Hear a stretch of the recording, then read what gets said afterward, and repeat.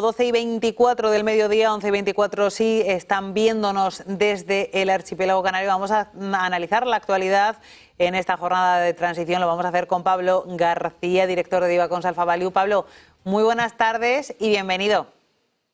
Buenas tardes, Alma, y también bienvenido a ti al canal de Negocios Televisión.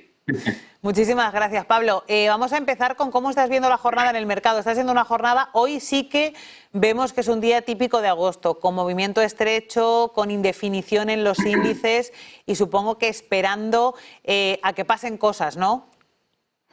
Bueno, ya era hora que tuviéramos un día tranquilo, porque este mes de agosto está siendo tumultuoso, ¿no? Con esas subidas de volatilidad brutales que desde mi punto de vista fueron causadas por el currency trade, ¿no? Por el carry trade entre el yen y el dólar, que no tanto por esa supuesta posible entrada en recesión de Estados Unidos o por el retraso del recorte de tipos, o desde luego mucho menos por los resultados empresariales, que desde luego han tenido una muy buena factura. Hoy hemos tenido por lo menos el Riksbank, el Banco de Suecia, que ha recortado los tipos y que, como bien habéis comentado, parece que van a llegar sucesivamente más recortes de tipos, hasta 2 o 3 en este ejercicio, que es lo que más o menos se puede esperar también para la FED el 18 de septiembre, que podemos tener claramente este viernes en Jackson Hole al señor Jerome Powell, pues digamos, matizando, pero garantizando ese inicio de recortes de tipos que está descontado por el mercado. Y como no, hoy hemos tenido pues el IPC sin ninguna sorpresa, el dato definitivo de julio de la eurozona.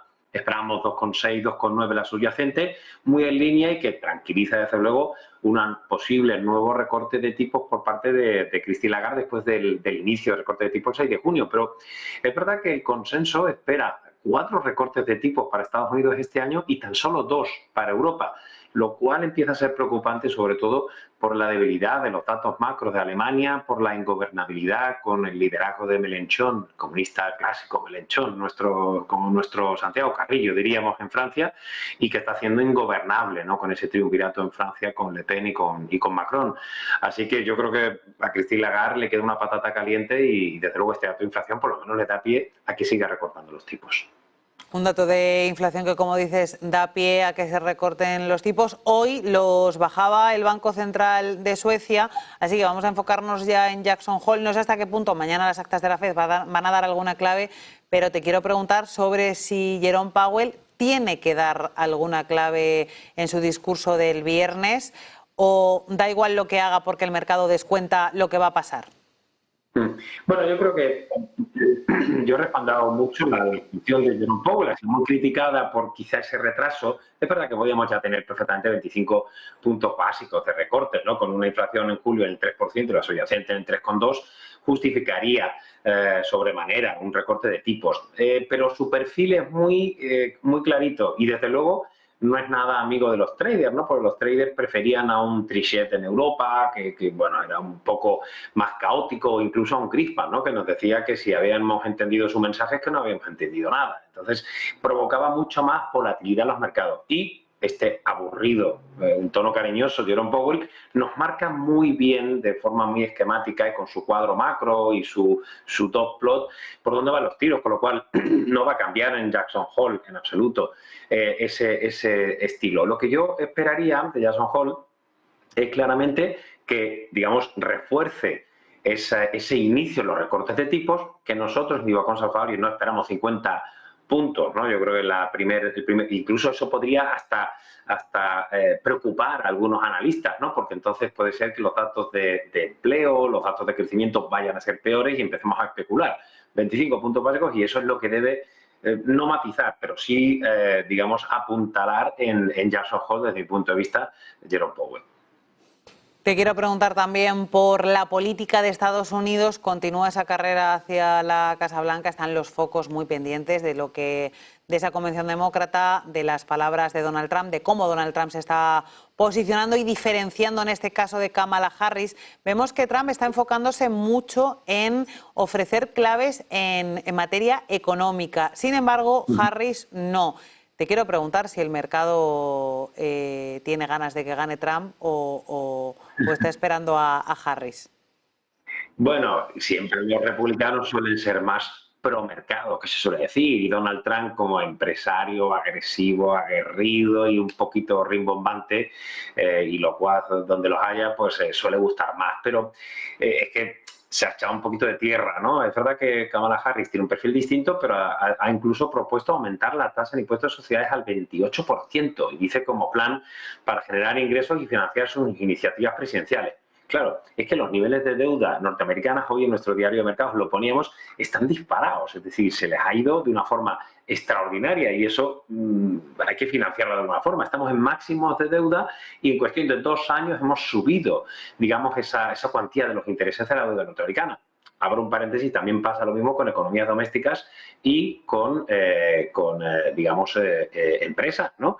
Lo que pasa es que, claro, que esto lo tenemos que pagar por impuestos. Si nos subes el impuesto de sociedades al 28%, hombre, los inversores o el mercado a eso no le va a gustar la propuesta demócrata. Así que, bueno, entre la señora Harris y Donald Trump, a priori los mercados le gustaría más Trump. Lo único es la beligerancia que tiene, ¿no? Y cómo ha sido muy agresivo con sus socios de cara a financiar la OTAN, ¿no? Diciéndoles que ellos eran como una especie de empresa militar que había que subvencionarles si querían que fueran protegidos. Eso se lo ha dicho incluso a Taiwán, ¿eh? O sea, que no solo se lo ha dicho a los socios, digamos, más clásicos de la OTAN europeos, a los que siempre les ha pedido un incremento en gasto de defensa. No lo sé, yo creo que no hay tantas diferencias, pero desde luego esto último, esta perla de Kamala Harris sobre el impuesto a sociedades, desde luego no va a hacer muchos amigos en Wall Street.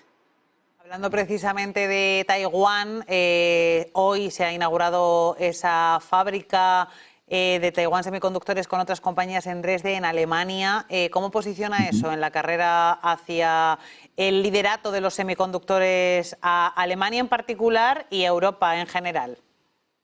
Bueno, fue una propuesta de la Unión Europea auspiciada por Alemania el incremento de nuestro peso en el sector de la industria de semiconductores. Es verdad que tenemos grandes empresas, sobre todo de Países Bajos, como son ASML, ASM Internacional, y después tenemos en Alemania Infineon y tenemos STM, digamos, ítalo-francesa, ¿no? O sea que, bueno, es verdad que tenemos, pero la producción siempre se hace fuera, ¿no? Y si hay problemas desde el punto de vista de cadenas de suministro, lo hemos visto con el COVID, tuvimos grandes deficiencias, ¿no? Para autos, para el sector aeronáutico, que todavía hay problemas en la cadena de suministro. De hecho, el profit warning que hizo Airbus hace ya unos meses fue precisamente por eso, ¿no? Es decir, lo que queremos es garantizarnos el suministro, ¿no? Y bueno, tenemos grandes empresas, como he dicho, de semiconductores y esa inversión enorme y muy interesante para Taiwan Semiconductor, pues es un ejemplo de que Europa llega tarde, siempre con ese retraso clásico, pero se están haciendo las cosas bien, ¿no? Yo creo que es una buena iniciativa y bueno, pues intentar acercarnos en esta carrera tan importante no solo por los semiconductores, pero también en concreto por la inteligencia artificial. Y luego te quiero preguntar por materias primas y por metales preciosos. Tenemos a un petróleo que cede posiciones con la mirada puesta en Oriente Próximo y con un cierto acercamiento para un alto el fuego. Veremos cómo continúan hoy las conversaciones en el Cairo. Te quiero preguntar por la evolución del crudo. ¿Cómo la ves?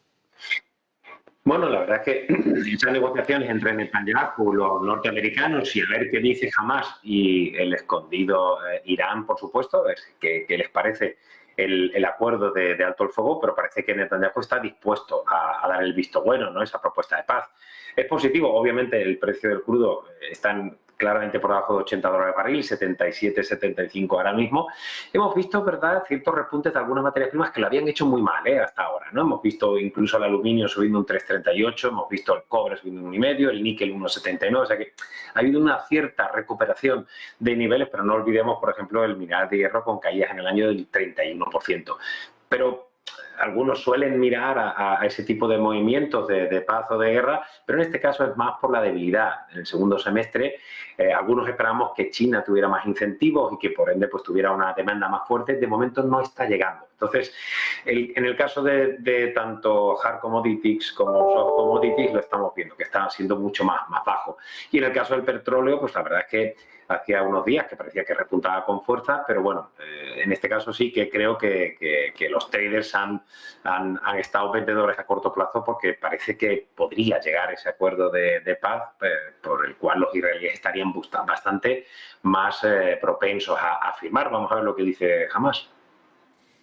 Vamos a seguir precisamente muy de cerca todas esas negociaciones. Tenemos a Anthony Blinken, como decíamos, en el Cairo, dispuesto a intentar mediar entre las partes. Tenemos en tiempo real al barril de Brent cotizando en los $77, al tipo West Texas de referencia en Estados Unidos, pues lo tenemos con una cotización en los 74, por debajo de los $75 el barril. Y luego te quiero preguntar por el oro, que sigue marcando máximos tras máximos, $2.560 la onza, subida cercana al punto porcentual.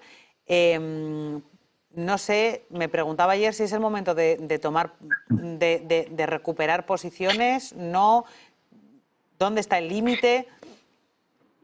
Para mí es una de las preguntas más complicadas de prever, porque algunos podemos pensar que el oro precisamente es un activo refugio, es decir, que cuando los mercados se ponen nerviosos, el oro sube, pero no ha sido así en absoluto en los últimos envites de mercado. Desde luego, para nada, cuando hemos tenido los mercados subiendo con volatilidad, precisamente el oro no ha funcionado. Y es justo ahora, cuando llega otra vez de nuevo el apetito por el riesgo, esta vuelta en V, cuando el oro se va a máximo. Tampoco el entorno de divisas justifica, ¿no? La apreciación del euro. Algunos dicen, bueno, que el dólar se deprecia, entonces buscamos defensivos. No lo sé. Para mí no hay explicaciones válidas a ese respecto. Algunos dicen que están más preocupados y que la crisis, va a haber una crisis importante, una desaceleración fuerte en Estados Unidos, y entonces prefiero protegerme con el oro. Francamente, yo creo que todos los comentarios son perfectamente válidos, pero no hay una explicación digamos, unívoca o un concepto muy claro que respalde esta subida del oro. A mí, personalmente, me sorprende, ¿no? No hemos comprado oro pensando que a lo mejor esta recuperación de los mercados, este apetito por el riesgo, iba a hacer que el oro reculara hacia los $2.400 a onza, y está a 2.523. Así que la explicación, para mí, mucho más complicada de todo lo que estoy viendo. Algunos dicen que China está comprando mucho oro, pero es que últimamente, los 2 últimos meses, las compras de oro han sido menores, ¿no? Es decir, para mí, complejo, ¿no? Y quizá el dólar es lo único que puede explicar esas últimas depreciaciones que bueno, se compensen con la subida del precio del oro. Pues Pablo García, director de Diva Consalfa. Vale, un placer compartir contigo estos minutos. Muchísimas gracias y sigue disfrutando del verano. Gracias, Ana. Adiós. Y ahora vamos con una pausa publicitaria y volvemos a contarles la última hora de lo que está pasando en este martes 20 de agosto.